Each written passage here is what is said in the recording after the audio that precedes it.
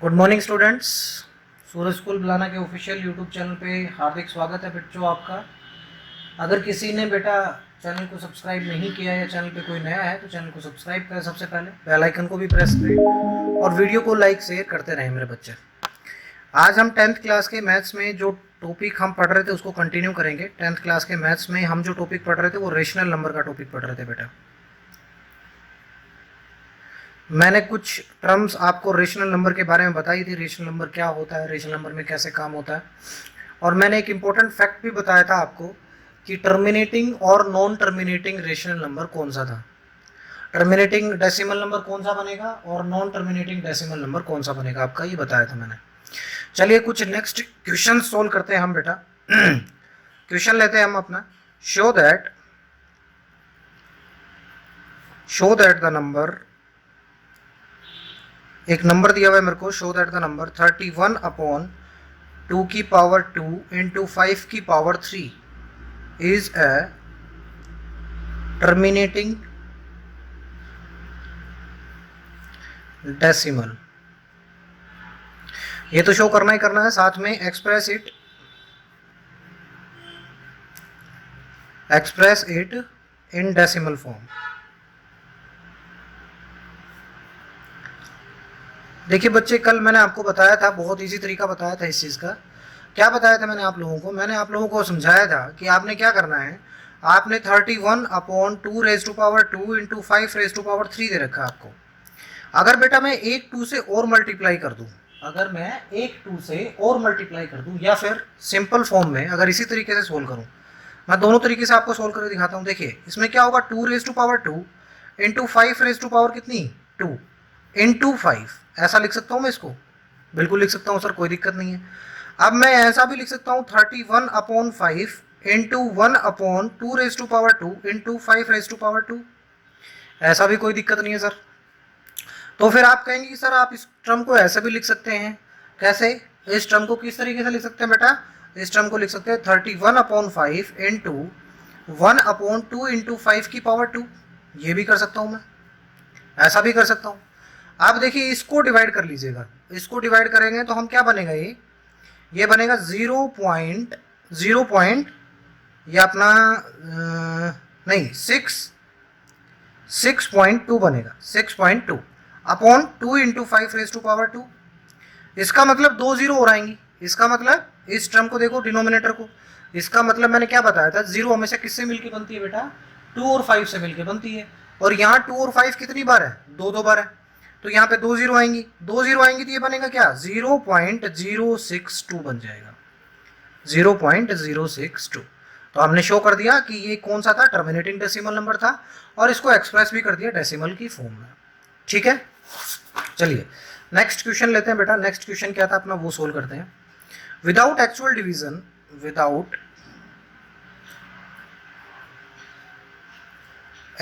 Division show that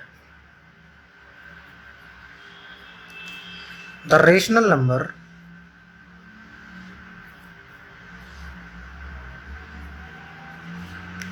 121/2 into 3 into 7 is a non-terminating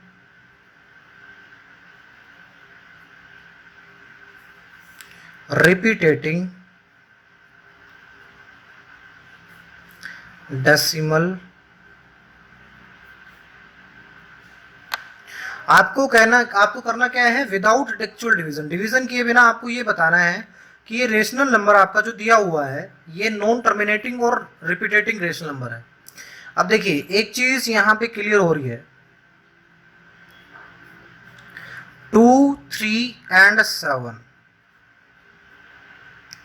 2, 3 और 7 is not factors of 121। क्या हो गया कि ये फैक्टर नहीं इनमें से। So the given rational number is in simplest form, मतलब इससे ज्यादा सिंपलेस्ट नहीं हो सकती। अब कोई डिवाइड करता ही नहीं है किसी को भी, तो सिंपलेस्ट फॉर्म में ये is in the simplest form. And की क्यूब इंटू 3 का स्क्वायर इंटू 7 की 5, इसमें कहीं भी हमें 2 की पावर m और 5 की पावर n का जिक्र हुआ है क्या? कहीं भी। देखिए क्या इक्वल है? नहीं है। अब इक्वल नहीं है तो बेटा क्लियरली मैंने कल आपको बताया था कि इसलिए 121 upon 2 raise to power cube into 3 raise to power 2 into 7 raise to power 5 is a non terminating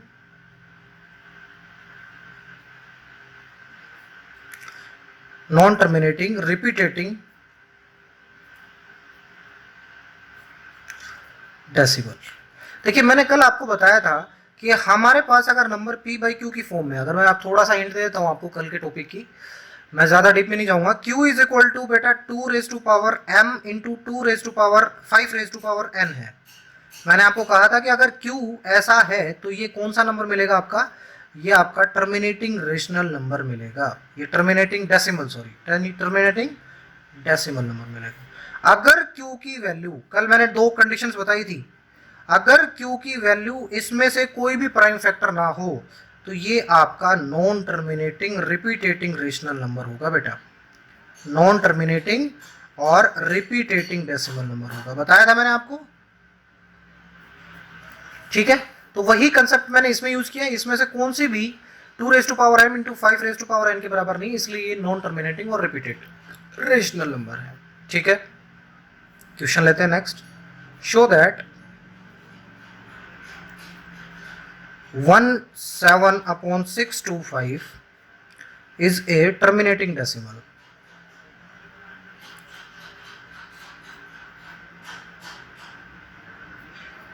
हमें शो करना है कि 17/625 एक टर्मिनेटिंग डेसिमल नंबर है।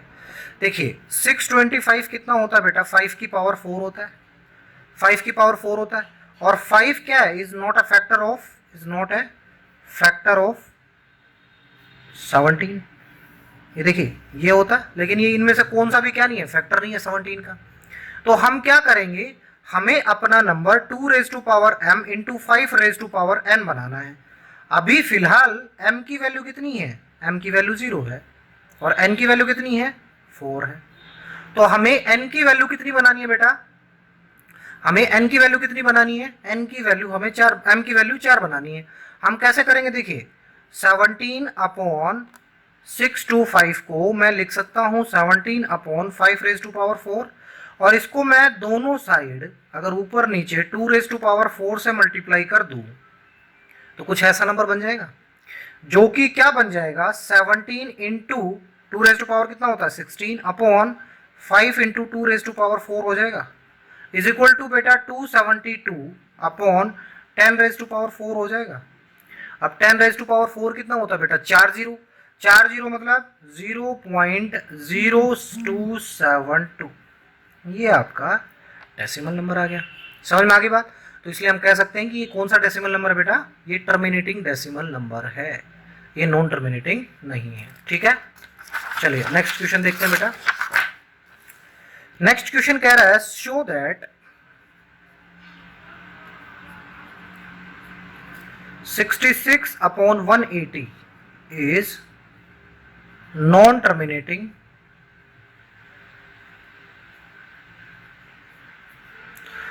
repeating decimal।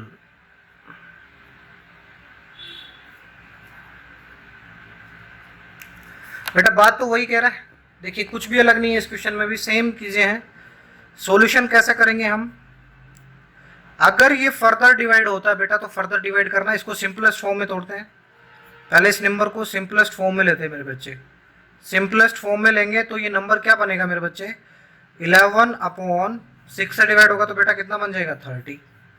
ऑन डिवाइडिंग, मैं लिख भी देता हूं, ऑन डिवाइडिंग बाय 6। अब मैंने 6 से डिवाइड क्यों किया? क्योंकि देखिए बेटा HCF आपका 66 का और 180 का कितना था बेटा? 6 था। HCF क्या होता है बेटा? Highest common factor. Highest common factor आपका कितना था बेटा? हाईएस्ट कॉमन फैक्टर कितना था इसका? 6 था बेटा। ठीक है, अब क्या करेंगे हम? देखिए नाउ नंबर जो मिल गया मुझे, क्या मिल गया? 11/30। अब 11/30 के जो अपने प्राइम फैक्टर्स हैं वो क्या क्या है बेटा, 2 इंटू 3 भी है और 5 भी है, यही तो है। अरे 2, 3, 5 यही है प्राइम फैक्टर्स 30 के। अब मैं क्या करूंगा, और 2, 3 और 5 में से, 2, 3 और 5 में से कोई भी is not factor of 11, factor of 11। ठीक है, समझ गए बात। तो यहां पे देखिए अब 30 इज इक्वल टू कितना है, 2 raise to power something M B है into 5 raise to power N B है।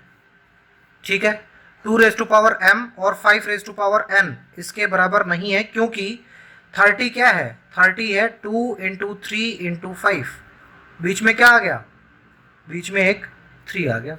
समझ गए बात। इक्वल नहीं है तो हम क्या कह सकते हैं, 11/30 एंड 66/180 इज नॉन टर्मिनेटिंग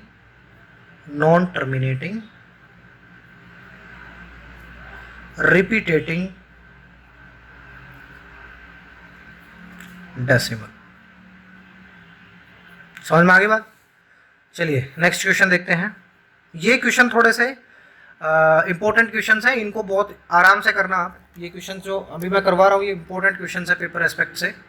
चलिए बात करते हैं, हमें क्या करना है, 0.6 को हमें as a rational number express करना है, express as a rational number. बहुत इजी स्टेप्स हैं बेटा, प्रीवियस क्लासेस में आपने इसको सोल्व किया है। देखिए सॉल्यूशन में मैं स्टेप्स बता रहा हूं, सारे स्टेप्स वही होंगे, सेम स्टेप्स होंगे। मैं मानता हूं let x is equal to 0.6 मान सकता हूं, इक्वेशन 1 बना दी मैंने। और 6 के ऊपर क्या है, 6 के ऊपर बार है बेटा, ये ध्यान रखना, 6 के ऊपर बार है। 6 के ऊपर बार है, इसका मतलब क्या हुआ कि ये टर्म बार बार रिपीट होगी। इसका मतलब हुआ कि x की वैल्यू क्या है, 0.6666 ऐसा रिपीट होती हुई चलेगी। ठीक है, ये इक्वेशन मैंने क्या बना दी, 2। ठीक है, अब मैं क्या करूंगा, मुझे क्या करना होता है, देखिए इस स्टेप्स में, ऐसी टर्म्स में क्या करना होता है, जितनी टर्म्स के ऊपर बार दे रखा हो उतनी 0 से मतलब 10 से मल्टीप्लाई कर दो। तो मैं क्या करूंगा यहां पे, मल्टीप्लाइंग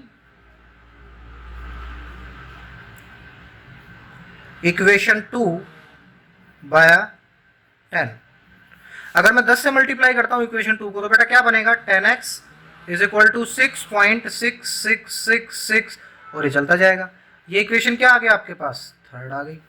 अब मैं क्या करूंगा, ऑन सब्सट्रैक्टिंग इक्वेशन 2 को सब्सट्रैक्ट कर दो फ्रॉम 3 नंबर इक्वेशन से अगर मैं सब्सट्रैक्ट करता हूं 2 नंबर को तो क्या बनेगा बेटा, 9x इज इक्वल टू 6 बन जाएगा, 9x इज इक्वल टू 6 बन जाएगा। x इज इक्वल टू क्या बन जाएगा बेटा, 6/9 बन जाएगा।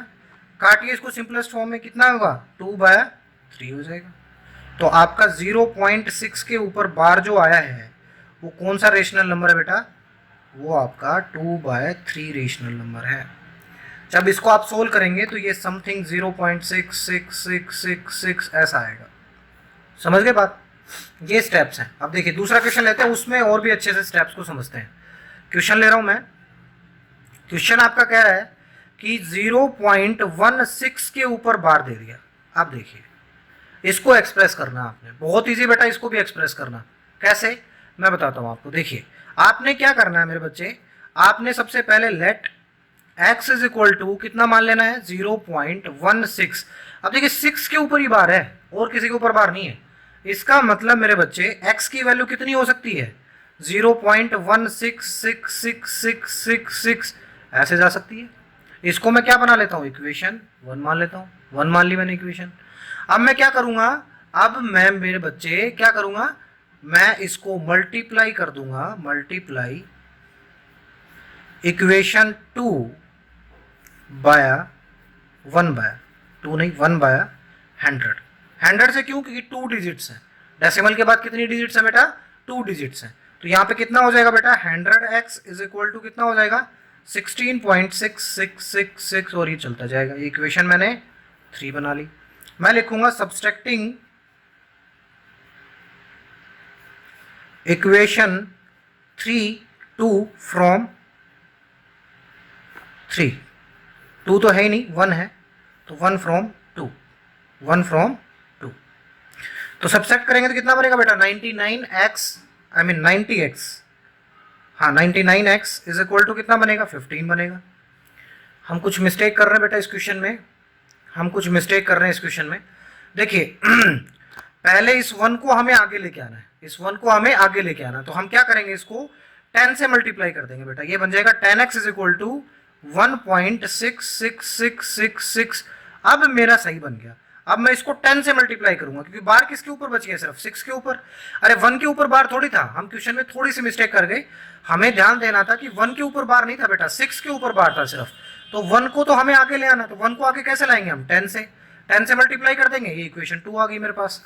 फिर इक्वेशन 2 को देखिए, बार अब किसके ऊपर बच गया, सिर्फ एक टर्म के ऊपर, तो मैं कितने से मल्टीप्लाई कर दूंगा, 10 से। ये कितनी बन जाएगी बेटा, इतनी बन जाएगी। अब क्या होगा, सब्सट्रैक्टिंग इक्वेशन 2 फ्रॉम 3, कितना हो जाएगा, 90x इज इक्वल टू 15 हो जाएगा। x की वैल्यू कितनी हो जाएगी बेटा, 15/90 हो जाएगी। 15/90 हो जाएगी, मतलब 15 छिके 90, ये कितना बन जाएगा बेटा, 1/6। तो ये रिजल्ट किसका है बेटा, ये रिजल्ट आपका 1/6 का है। समझ गए बात, ठीक है। चलिए नेक्स्ट क्वेश्चन लेते हैं। नेक्स्ट क्वेश्चन जो आपका कह रहा है बेटा, वो कह रहा है कि 0.32 को आपने सिंपलेस्ट फॉर्म में कन्वर्ट करना है 0.32 को, और दोनों के ऊपर बार है।